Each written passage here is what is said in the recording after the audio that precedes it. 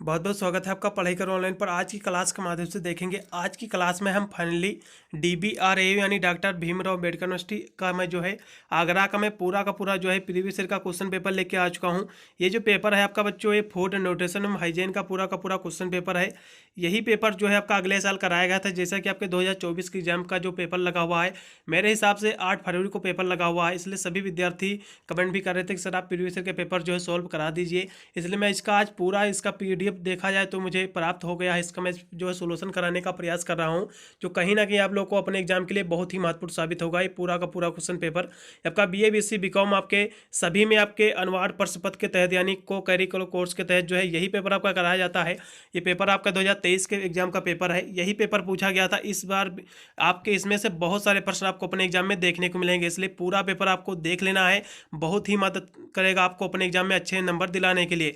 देखिए, मैंने जो है 2024 के एग्जाम के बहुत ही रिसेंटली पेपर हुए हैं बहुत सारे यूनिवर्सिटी के, तो मैं एक बार रिकमेंड करूंगा कि आपको ये पेपर देखने के पश्चात इसके बाद आपको जो है जितने भी मैंने पेपर के आंसर की प्रोवाइड किया हुआ हूँ, सिंपली 2-3 यूनिवर्सिटी के आपको आंसर की आपको देख लेना है। जिस पर आंसर की आपको लिखा होगा वही पेपर आपको देखना है। खासकर रिसेंटली जो 2024 के एग्जाम में हुए हैं 2-3 यूनिवर्सिटी के आप पेपर देख लीजिए। आप पूरा पेपर सॉल्व करके आओगे। आप चाहे जिस भी यूनिवर्सिटी से अपना कोर्स कर रहे हो, वैसे तो 8 तारीख को आगरा यूनिवर्सिटी का पेपर लगा हुआ ही है, उसके लिए ही बहुत ही महत्वपूर्ण साबित होगा। क्योंकि मैं निरंतर आपके लिए बहुत अच्छे क्लासें ला रहा हूँ इस वक्त, जो कहीं ना कहीं आप लोगों को अपने एग्जाम में अच्छे नंबर दिलाने में बहुत ही मदद करती हैं सारी की सारी क्लासें। इसलिए देखा जाए तो मैंने फूड न्यूट्रिशन पर मैंने ऑलरेडी बहुत सारे वीडियो बना रखे हैं, 20 से 25। प्ले लिस्ट में आप जाइएगा, आपको सारे वीडियो को मिल जाएंगे। प्ले लिस्ट का लिंक मैं आई बटन में भी दे दूंगा। नहीं तो मेरे चैनल में आपको चले जाना है प्ले लिस्ट वाले आइकन पे। आप जैसे उस पर जाओगे तो आपको फूड न्यूट्रिशन और हाइजीन का मैंने ऑलरेडी प्ले लिस्ट जो है अलग मैंने बना रखी है, उस पर आप जाकर आसानी से देख सकते हैं। मैंने बहुत सारे वीडियो ऑलरेडी प्रोवाइड कर रखा है। चलेगा, बहुत ही तीव्र गति से जो है इसका आज मैं देखा जाए तो सोल्व कराऊंगा ये पेपर, क्योंकि 8 तारीख को आपका पेपर लगा हुआ है। बहुत ही महत्वपूर्ण साबित होगा पूरा का पूरा क्वेश्चन पेपर।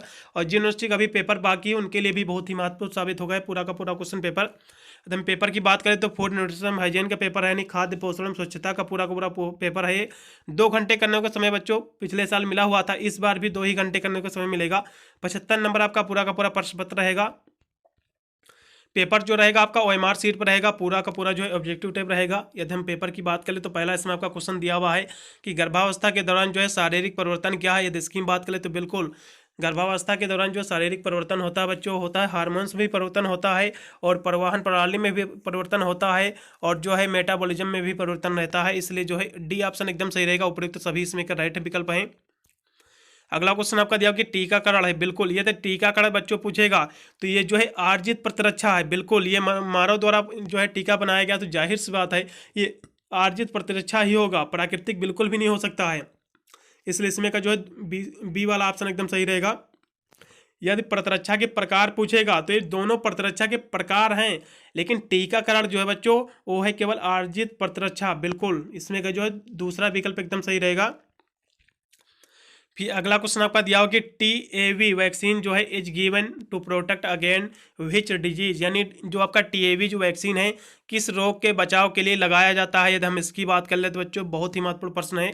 3 नंबर क्वेश्चन आपका। बिल्कुल ये जो लगता है, ये जो टीका लगता है ये टाइफाइड बीमारी में लगता है। बिल्कुल इसमें का जो है टाइफाइड जो बुखार होता है उसी में लगता है। इसमें का जो है तीसरा विकल्प एकदम सही रहेगा। फिर अगला क्वेश्चन आपका 4 नंबर दिया कि विश्व स्वास्थ्य दिवस जो है कब मनाया जाता है। तो हम इसकी बात कर ले तो बिल्कुल ये मनाया जाता है 7 अप्रैल को। बहुत ही महत्वपूर्ण प्रश्न ये भी आपका है, देखने को मिलेगा आपको अपने एग्जाम में। अगला क्वेश्चन आपका दिया हुआ यूनिसेफ का जो लक्ष्य क्या है। यदि इसकी बात करें तो टारगेट ऑफ यूनिसेफ इज, ये इसका जो लक्ष्य होता है बच्चों का जो है सर्वांगीण विकास होता है। बिल्कुल ओवरऑल जो है डेवलपमेंट ऑफ चिल्ड्रन, इसमें का जो है चौथा विकल्प एकदम सही रहेगा, D ऑप्शन। अगला क्वेश्चन दिया कि रोग प्रतिरोधक क्षमता बढ़ाने के उपाय क्या है। बिल्कुल सही आहार भी है, उचित दिनचर्या भी है, गहरी नींद भी है। बिल्कुल इसमें का जो है D ऑप्शन एकदम सही रहेगा, उपयुक्त सभी। ठीक है। अगला क्वेश्चन आपका दिया 7 नंबर की ट्रिपल वैक्सीन में कौन सा टीका नहीं है। ट्रिपल वैक्सीन में बच्चों कौन सा टीका नहीं है। थिप्थीरिया बिल्कुल है, ये भी है, काली खांसी का भी टीका है, टेटनेस का भी टीका है, लेकिन जो है टपेदिक जो है TB का टीका नहीं है इसमें ट्रिपल वैक्सीन में। बिल्कुल इसलिए इसमें का D ऑप्शन एकदम सही रहेगा। पूछा है कि ट्रिपल वैक्सीन में कौन सा टीका नहीं है। ट्रिपल वैक्सीन में बच्चों 3 ही टीके हैं, एक है थिप्थीरिया का, काली खांसी और टेटनेस के। 3 आपको याद रखना है। ठीक है। फिर अगला क्वेश्चन आपका दिया हुआ है कि गर्भावस्था के समय जो है स्त्री में कौन से जो परिवर्तन होते हैं, शारीरिक और मानसिक दोनों होते हैं बच्चों, इसलिए इसमें का जो है सी ऑप्शन एकदम सही रहेगा।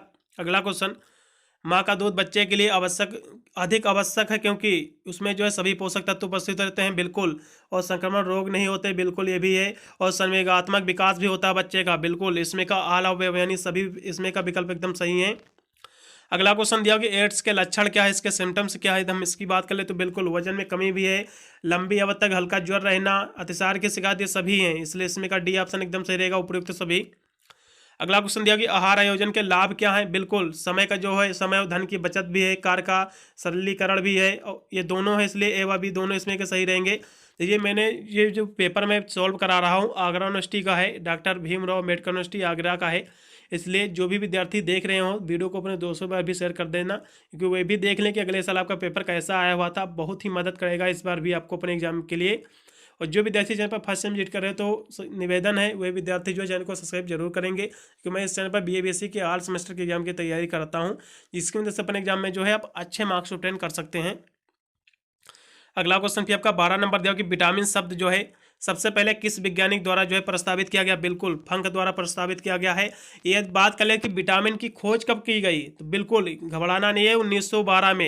यदि पूछ लेगा कि विटामिन की खोज कब हुई बच्चों, तो 1912 में हुई, 13 में नहीं, 1912 ईस्वी में जो है विटामिन की खोज हुई फंक द्वारा। अगला क्वेश्चन दिया कि प्रोटीन की आधारभूत इकाई क्या है, बिल्कुल अमीनो एसिड है, ठीक है, अमीनो एसिड, इसमें का बी विकल्प एकदम सही। दूध में पाए जाने वाले पोषक तत्व क्या है, बिल्कुल प्रोटीन, वसा, कार्बोहाइड्रेट, विटामिन ए, कैल्शियम में सभी पोषक तत्व पाए जाते हैं, क्योंकि दूध को एक देखा जाए तो संपूर्ण आहार ही माना गया है, इसलिए इसमें का डी ऑप्शन एकदम सही रहेगा। अगला क्वेश्चन दिया कि पशु जगत के खाद्य पदार्थ क्या हैं।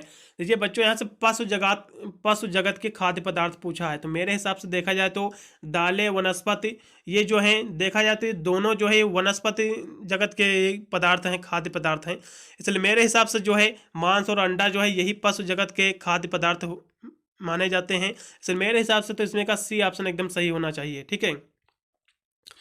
अगला क्वेश्चन भी आपका दिया होगा कि प्रोटीन के क्या कार्य है, तो हम इसकी बात कर ले तो बिल्कुल प्रोटीन की हम बात कर ले तो इसके फंक्शंस क्या है, यानी functions of the protein are, तो शरीर का निर्माण भी करती है प्रोटीन, और जो है शरीर में टूट फूट की मरम्मत भी करती है, और हार्मोन्स में जो है एंजाइम्स के निर्माण में भी मदद करती है, बिल्कुल, ये सभी ऑप्शन राइट है, इसलिए उपरोक्त सभी इसमें का राइट रहेगा।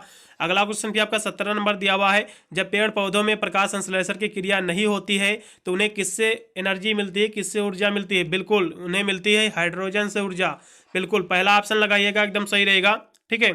किससे मिलती है, हाइड्रोजन से, पहला ऑप्शन बच्चों एकदम सही है इसमें का 17 नंबर क्वेश्चन का।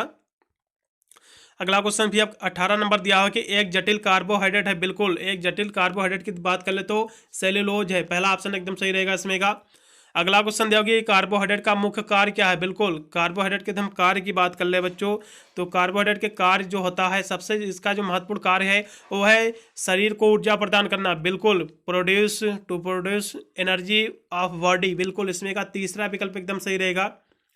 अगला क्वेश्चन आपका दिया हुआ है कि निम्न में से जो है वनस्पति जगत में प्रोटीन प्राप्त का साधन क्या है, वनस्पति जगत में पूछा है बच्चों, इसलिए जो है सोयाबीन भी हैं, दालें भी हैं, और हरे पत्तेदार सब्जियां भी हैं, सभी जो देखा जाए तो ये वनस्पति जगत से ही प्राप्त होती है प्रोटीन, ठीक है, इसलिए तीनों ऑप्शन वनस्पति जगत से ही प्राप्त होती हैं, तीनों में प्रोटीन भी पाई जाती है, तो अब बिल्कुल इसमें का जो है मेरे हिसाब से जो है डी ऑप्शन एकदम सही बैठेगा, ठीक है। अगला क्वेश्चन आपका दिया हुआ है कि यह वसा के लिए उपयोगी है, या वसा के लिए बहुत उपयोगी है, क्या उपयोगी है, बिल्कुल वसा के उपयोगी के लिए बच्चों जल बहुत ही जरूरी है वसा के लिए। अगला क्वेश्चन दिया कि वसा के मुख्य कार्य क्या है, यदि हम इसकी बात करें तो वसा के कार्य बच्चों, जैसे कि मैंने वीडियो में प्रश्न आया हुआ था कि कोमल जो है शरीर में कोमल अंगों की सुरक्षा भी करता है वसा, शरीर को ऊर्जा भी देता है, पचने में अधिक समय भी लगता है फैट को, ठीक है, ये सभी इसके कार्य हैं, फंक्शंस हैं, इसलिए डी ऑप्शन एकदम सही रहेगा। अगला क्वेश्चन दिया कि कोशियोर कोर रोग जो है किसकी कमी से होता है, यदि इसकी बात करें तो प्रोटीन की कमी से होता है बच्चों, पहला ऑप्शन एकदम सही रहेगा। अगला क्वेश्चन आपका दिया हो कि जिस आहार में जो है व्यक्ति के शरीर की दैनिक आवश्यकताओं को पूर्ण करने की क्षमता होती है उसे क्या कहते हैं, बिल्कुल उसे कहते हैं संतुलित आहार, बैलेंस डाइट कहते हैं बच्चों, इसमें का दूसरा विकल्प एकदम सही। अगला क्वेश्चन 25 नंबर दिया कि निम्नलिखित में से जो है कौन सा जो है सुरक्षात्मक पोषक तत्व है, बिल्कुल सुरक्षात्मक पोषक तत्व की हम बात कर ले तो बिल्कुल कार्बोहाइड्रेट है बच्चों, पहला ऑप्शन एकदम सही रहेगा इसमें का। अगला क्वेश्चन भी आपका दिया हो कि भोजन के जो है महत्वपूर्ण कार्य क्या है। यदि इसकी बात करें तो वृद्धि और विकास के लिए भी ऊर्जा भी प्रदान करता है, बैक्टीरिया से बचाता भी है, बिल्कुल बीमारियों से बचाता है, यानी इसमें का जो है डी ऑप्शन एकदम सही रहेगा। ऑल ऑफ अबव उपरोक्त सभी एकदम राइट हैं। फिर 27 नंबर क्वेश्चन दिया हो कि संतुलित आहार के घटक हैं। संतुलित आहार के एकदम घटक की बात कर ले तो कैलोरीज भी है, प्रोटीन, खनिज, लवण और विटामिन से सभी, इसलिए डी ऑप्शन एकदम सही उपरोक्त सभी। फिर अगला क्वेश्चन आपका दिया हो कि निम्नलिखित में से जो है कौन सा जो है ऊर्जा प्रदान करने वाला तत्व है। कौन सा ऊर्जा प्रदान करने वाला तत्व है? बिल्कुल कार्बोहाइड्रेट है। कार्बोहाइड्रेट जो है ऊर्जा प्रदान करने वाला तत्व है, बिल्कुल इसमें का बी ऑप्शन एकदम सही। 1 ग्राम वसा कितनी कैलोरी देता है? बिल्कुल 9 कैलोरी देता है, ठीक है। इसमें का जो है सी ऑप्शन एकदम सही। 1 ग्राम जो वसा होती है 9 कैलोरी देता है, और 1 ग्राम जो है कार्बोहाइड्रेट है 4 कैलोरी देता है, ठीक है। अगला क्वेश्चन दिया कि प्रत्येक व्यक्ति के लिए जो है संतुलित आहार कैसा होता है? बिल्कुल डिफरेंट होता है, अलग अलग होता है, इसमें का सी ऑप्शन एकदम सही। पोषण तथा आहार विज्ञान के उद्देश्य क्या है? यदि हम इसकी बात कर ले तो उपयुक्त भोजन प्रदान करना ये भी उद्देश्य है, पोषक तत्वों के कार्यों को जानना, स्वास्थ्य को बनाए रखना, बिल्कुल ये सभी इसके कार्य हैं, उद्देश्य हैं, डी ऑप्शन एकदम सही। फिर शरीर की जो है रोग प्रतिरोधक क्षमता बढ़ाने के लिए आवश्यक पोषक तत्व बिल्कुल विटामिन सी है, इसमें का जो है सी ऑप्शन एकदम सही। अगला क्वेश्चन डाइट मीन्स क्या होता है? बिल्कुल बैलेंस डाइट होना चाहिए मेरे हिसाब से, पहला ऑप्शन एकदम सही रहेगा। अगला क्वेश्चन भी आपके दिया हुआ है उपचारात्मक पोषण कहलाता है। यदि इसकी हम बात कर ले बच्चों तो क्या कहलाता है? पोषक तत्वों में रूपांतरण भी है, आहार में सांद्रता में रूपांतरण भी है, आहार देने के तरीके में भी परिवर्तन है, सभी एकदम राइट है, इसलिए मेरे हिसाब से डी ऑप्शन एकदम सही रहेगा इसमें का।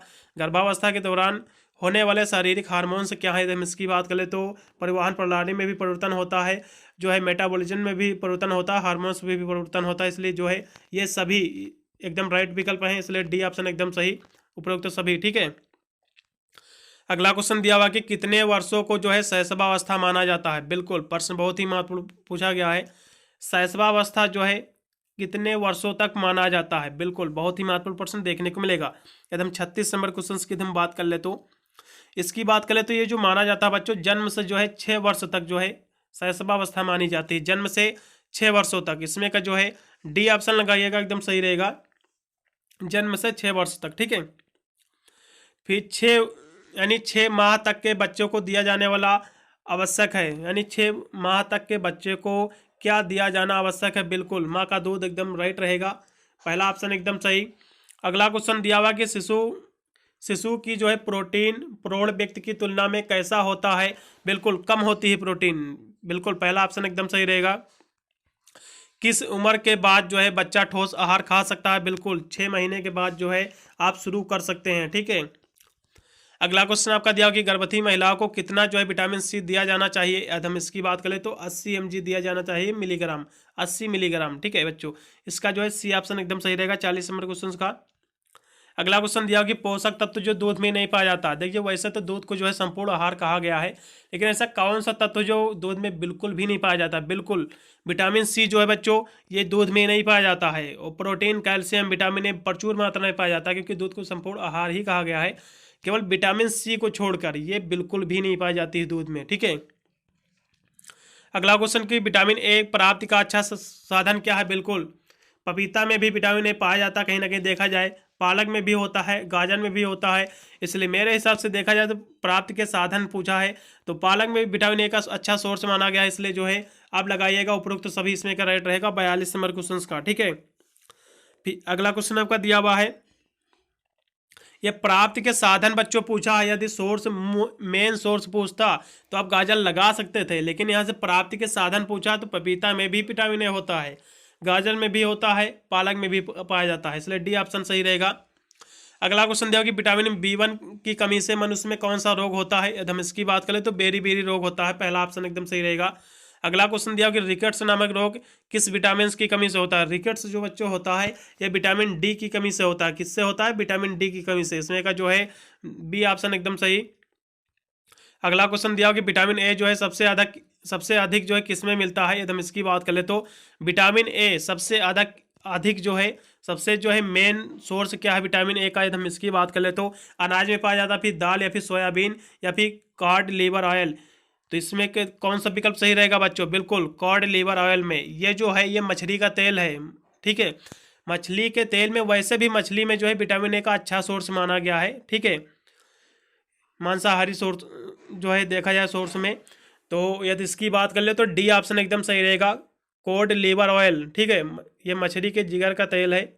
ठीक है, बहुत ही महत्वपूर्ण प्रश्न है, इसमें का डी ऑप्शन एकदम सही है, मछली का तेल। ठीक है, अगला क्वेश्चन भी आपका दिया हुआ है, क्योंकि विटामिन ए बच्चों गाजर की बात जो पाया जाता है कॉड लीवर ऑयल में ही पाया जाता है, इसलिए गाजर ऑप्शन तो दिया नहीं हुआ, इसलिए डी ऑप्शन एकदम इसमें का एकदम सही विकल्प है। ठीक है, अगला क्वेश्चन दिया कि कैल्शियम, फास्फोरस और विटामिन डी मिलकर निर्माण करते हैं, किसका करते हैं? बिल्कुल हड्डियों का भी करते हैं, दांतों का भी निर्माण करते हैं। बिल्कुल दांतों के लिए और हड्डियों के लिए बहुत ही महत्वपूर्ण होते हैं कैल्शियम, फास्फोरस और विटामिन डी। बिल्कुल इसमें का डी ऑप्शन एकदम सही, ए व बी दोनों सही हैं।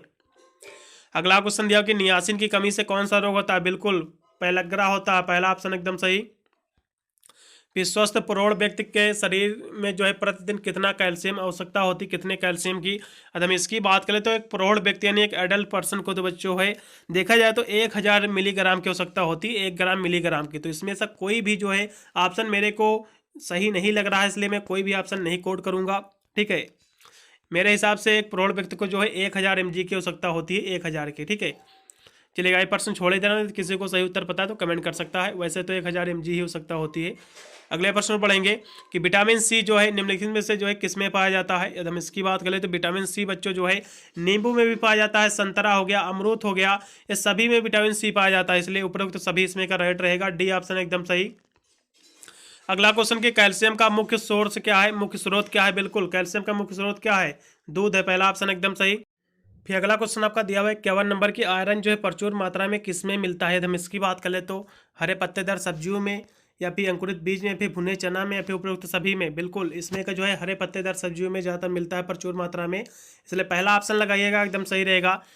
ठीक है, अगला क्वेश्चन दिया गया एनीमिया के लक्षण क्या है? बिल्कुल एनीमिया के लक्षण की बात करें तो कमजोरी, सांस फूलना, चक्कर आने, सभी इसके सिम्टम्स हैं, इसलिए डी ऑप्शन एकदम सही रहेगा, उपरोक्त सभी इसमें का। अगला क्वेश्चन दिया गया घेंघा रोग जो है किसकी कमी से होता है? बिल्कुल आयोडीन की कमी से होता है, सभी को पता भी होगा, बहुत ईजी क्वेश्चन है। अगला क्वेश्चन दिया गया हमारे शरीर में कितना प्रतिशत जल होता है? हमारे शरीर में जो जल होता है बच्चों होता है कितना होता है? 65 से 70%, 65 से 70%। इसमें ऑप्शन दिया हुआ है 60 से 70, बिल्कुल यही ऑप्शन एकदम सही रहेगा। अगला क्वेश्चन भी आपका 55 नंबर दिया हुआ कि वयस्कों में जो है हीमोग्लोबिन का जो स्तर क्या है? हम इसकी बात कर ले तो बहुत ही महत्वपूर्ण ये भी आपका क्वेश्चन है 55 नंबर। हीमोग्लोबिन के हम स्तर की बात करें तो कितना होता है मनुष्यों में? तो ये होता है 15 से ये 14 से 15 mg तक होता है मेरे हिसाब से, इसलिए इसमें का जो है एकदम राइट विकल्प जो है यही होना चाहिए, डी ऑप्शन इसमें का।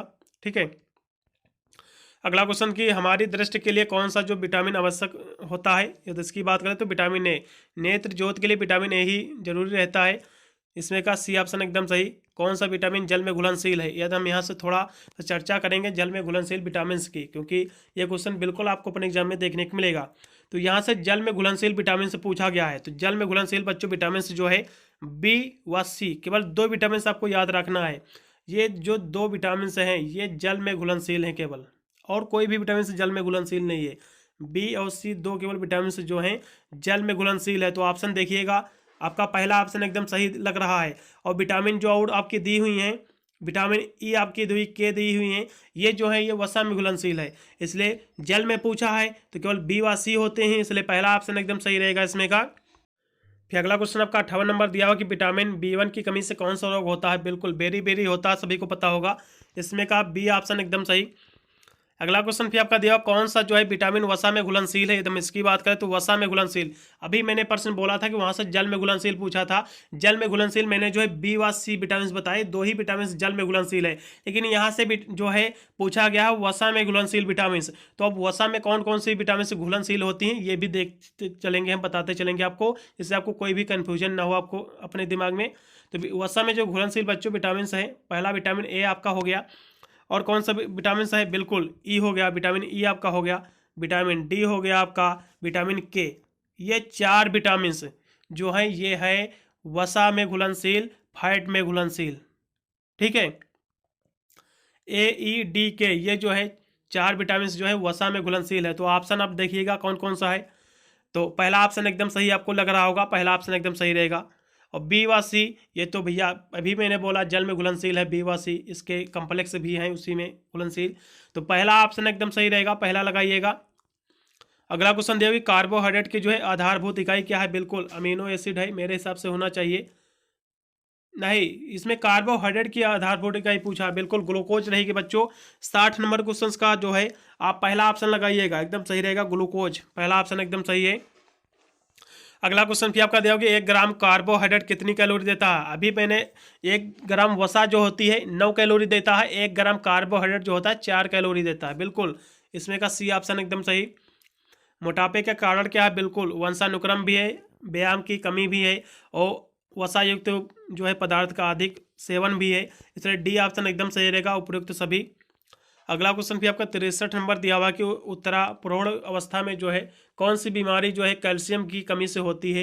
यदि हम इसकी बात करें तो कैल्शियम देखा जाए तो कैल्शियम की कमी से बच्चों जो है ये जो उत्तरा प्रौढ़ अवस्था जो होती है देखा जाए एक हिसाब से तो इसमें जो होता है यदि आप में जो है कैल्शियम की कमी हो जाती है तो आपको जो है ऑस्टियोमलेशिया जो है रोग हो जाता है। ये जो रोग होता है इसमें जो हड्डियां कमज़ोर हो जाती हैं, देखा जाए तो रिकेट्स का एक लक्षण है, ठीक है, इसमें भी हड्डियां कमज़ोर हो जाती हैं, ये ही रोग होता है बच्चों, इसलिए इसमें का जो है सी ऑप्शन एकदम सही रहेगा।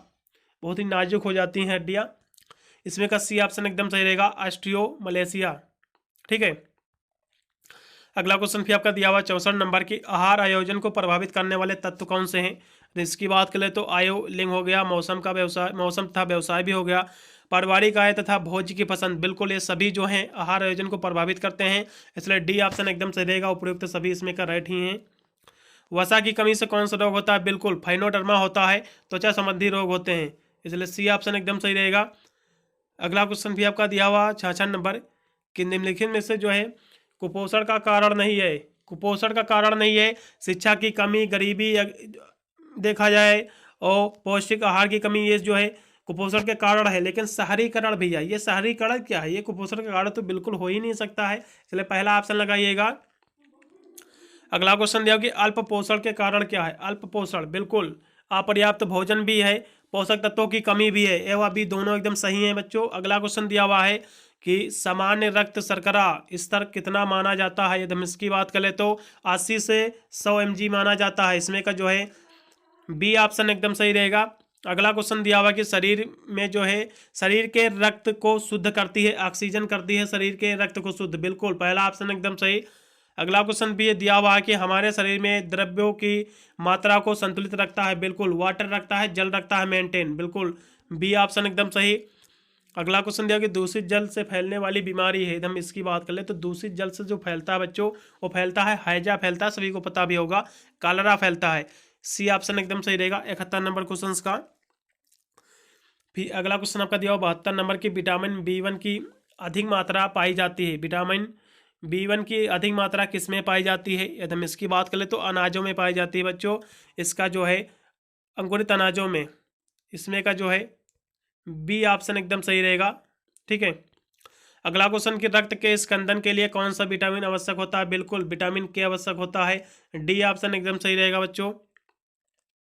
अगला क्वेश्चन दिया कि भारत में सभी आयु समूहों के लिए पोषक तत्वों की मात्रा जो है किसके द्वारा निर्धारित की जाती है? यदि हम इसकी बात कर ले तो आपका न्यूट्रिशनल रिक्वायरमेंट जो है for all age group in India यानी प्रिस्क्राइब्ड बाई ICMR के द्वारा होता है, ICMR के द्वारा होता है, पहला ऑप्शन एकदम सही रहेगा, ठीक है इसमें का, क्योंकि ICMR के एकदम फुल फॉर्म की बात करें तो इसका फुल फॉर्म होता है आई से होता है इंडियन, सी से होता है काउंसलिंग और काउंसलिंग ऑफ, एम से होता है मेडिकल, एस से होता है, आर से होता है रिसर्च, यानी अब इस तरह से हम कह सकते हैं कि Indian counselling of medical research इसका फुल फॉर्म होता है, क्योंकि भारत में सभी आयु समूहों के लिए जो पोषक तत्वों की मात्रा को जो निर्धारित करता है ICMR करता है, पहला ऑप्शन एकदम सही रहेगा।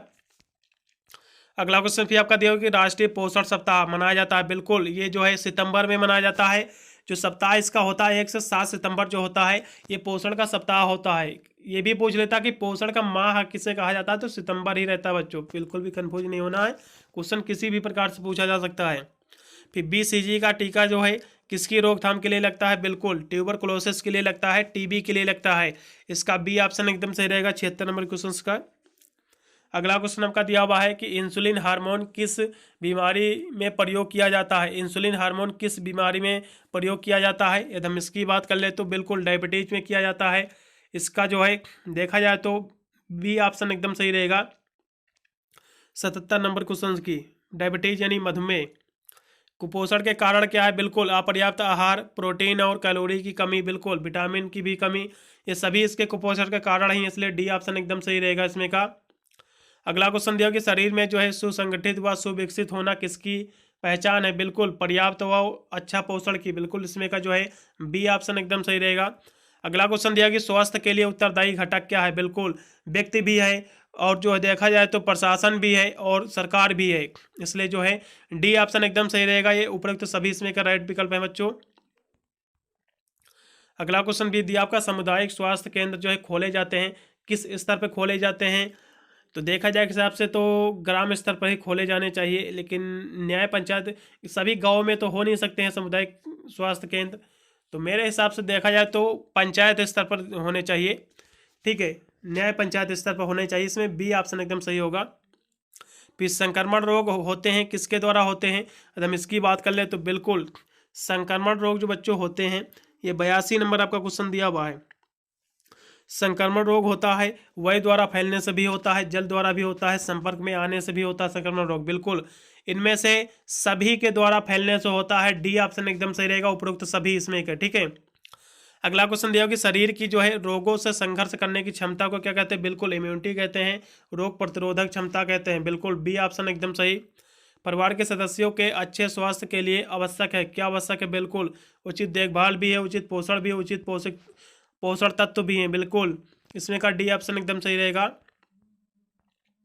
85 नंबर दिया कि निम्नलिखित में से जो है कौन सा आहार आयोजन का महत्वपूर्ण चरण नहीं है? अगर हम इसकी बात करें तो पहला ऑप्शन दिया हुआ है कि परिवार के सदस्यों की पोषण संबंधित आवश्यकताओं का ज्ञान, बिल्कुल ये तो आहार आयोजन का चरण है, ये तो है, लेकिन आहार आयोजन के भोज्य वर्गों का प्रयोग ये भी है और संतुलित आहार की तालिकाओं का प्रयोग ये भी है, लेकिन परिवार व आर्थिक स्तर ये जो है आहार आयोजन का जो है देखा जाए तो ये महत्वपूर्ण चरण नहीं है, इसलिए जो है डी ऑप्शन एकदम सही रहेगा इसमें का। फिर अगला क्वेश्चन आपका दिया हुआ है कि क्षय रोग जो है किस जीवाणु से फैलता है? अगर हम इसकी बात करें तो क्षय रोग जो होता है, ट्यूबरकुलोसिस जो होता है जिसे टीबी कहते हैं, ये किससे फैलता है?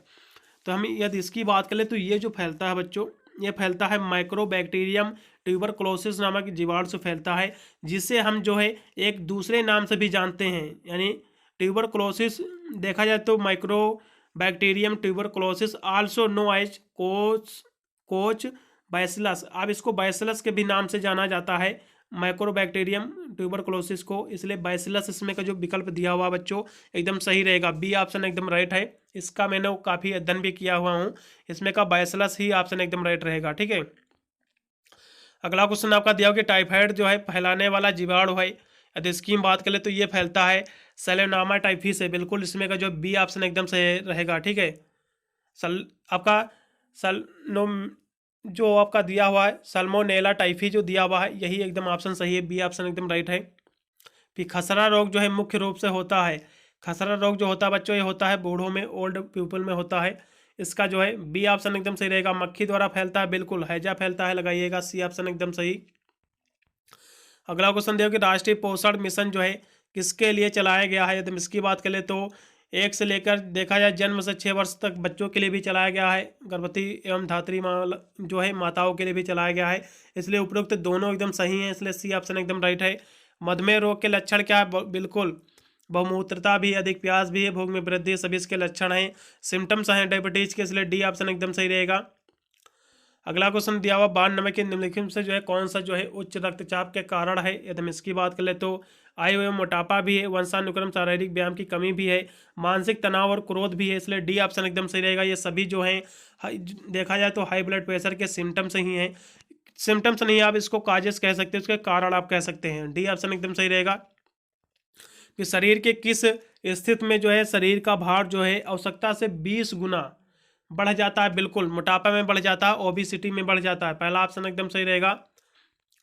अगला क्वेश्चन आपका दिया हुआ है कि निम्नलिखित में से जो है कौन सा जो है कब्ज का प्रकार नहीं है? यदि इसकी बात कर ले तो कब्ज का प्रकार नहीं पूछा है, कब्जा जो है कब्ज का प्रकार नहीं है, तो कब्ज का प्रकार भैया मरोड़ वाला भी कब्ज है, मनोवैज्ञानिक कब्ज भी है, एनोटिक भी कब्ज है, लेकिन जो है सामाजिक कब्ज, ये तो कोई कब्ज ही नहीं होता, इसलिए डी ऑप्शन एकदम सही हो जाएगा, क्योंकि ये कोई भी कब्ज का प्रकार नहीं है, कोई भी इसका टाइप्स नहीं है। ठीक है, अगला भी आपका क्वेश्चन दिया हुआ 95 के अतिसार का जो है प्रमुख कारण क्या है। यदि हम इसकी बात कर ले तो संक्रमण भी है, विषाक्त जीवाणु भी है, रासायनिक पदार्थ भी है, इसलिए जो है डी ऑप्शन एकदम सही रहेगा। उपरोक्त तो सभी इसमें का राइट है विकल्प।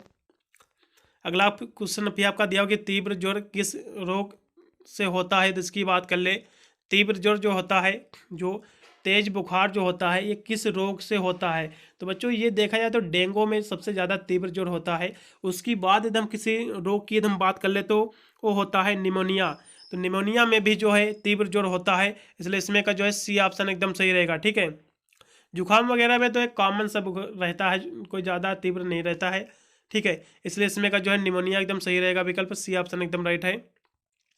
फिर तेज ज्वर की स्थिति में जो है निम्न में से कौन सा पदार्थ जो है वर्जित है। जब इसकी हम बात कर ले तो मिर्च मसाला भी है, तला भुना भी है, रेशेदार युक्त, बिल्कुल ये सभी इसमें का राइट विकल्प है। ठीक है, अगला क्वेश्चन दिया कि जो है प्रतिरक्षा के प्रकार हैं, बिल्कुल प्राकृतिक और आर्जित, ये दोनों जो है प्रतिरक्षा के प्रकार हैं। ठीक है, अगला क्वेश्चन आपका दिया हुआ है कि प्रतिरक्षा बढ़ाने के लिए जो है उपायों में शामिल नहीं है। तो इसकी बात कर ले तो अच्छी नींद लेना, पौष्टिक भोजन खाना, उचित व्यायाम, ये सभी ये प्रतिरक्षा बढ़ाने के उपाय जो है ये सभी हैं। ठीक है, तो इसमें का जो है बढ़ाने के उपाय यहाँ से पूछा गया बच्चों। ठीक है, इसलिए इसमें का जो है डी ऑप्शन एकदम सही रहेगा, ये सभी जो है प्रतिरक्षा बढ़ाने के उपाय ही हैं। अगला क्वेश्चन भी आपका लास्ट में दिया हुआ है 100 नंबर, आपका 100 नंबर क्वेश्चन दिया हुआ है कि एक वयस्क व्यक्ति को जो है कितना गिलास पानी पीना चाहिए। तो 8 गिलास एकदम फिट माना गया है, इसलिए मेरे हिसाब से 6 से 8 गिलास वाला ऑप्शन एकदम सही होगा। पूरा का पूरा मैंने पेपर आपको सॉल्व करा दिया है। ये बच्चों अगले साल पेपर यही पूछा गया था आपका DBRAO में, यानी डॉक्टर भीमराव अम्बेडकर यूनिवर्सिटी आगरा में। जितने भी आगरा यूनिवर्सिटी के कॉलेज है सभी में यही पेपर पूछा गया था। बहुत ही महत्वपूर्ण साबित हो गया पूरा का पूरा क्वेश्चन पेपर, इसलिए सभी विद्यार्थी पूरा देख के जाएंगे और 2-3 पेपर और भी देखेंगे। प्ले लिस्ट में आपको जो जितने भी मैंने रिसेंटली पेपर हुए 2024 के, मैं उन्हीं पेपरों को मैं रिकमेंड कर रहा हूँ, क्योंकि जितने भी आपके 2024 में पेपर हुए हैं इसमें से बहुत सारे प्रश्नों की आने की संभावना इस बार ज़्यादा है।